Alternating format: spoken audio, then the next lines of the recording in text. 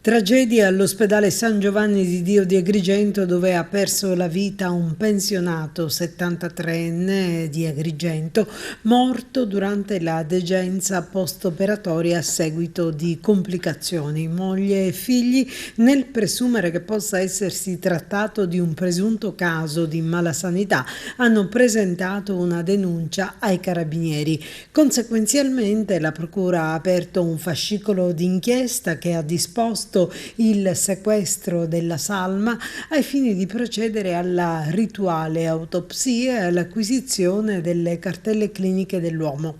Sarebbe stata una patologia renale la causa scatenante del malessere dell'uomo, che per questo è stato sottoposto ad intervento chirurgico. Poi sarebbero insorte delle complicanze, forse a causa di un'emorragia, con l'immediato ricovero in rianimazione e poi il successivo decesso.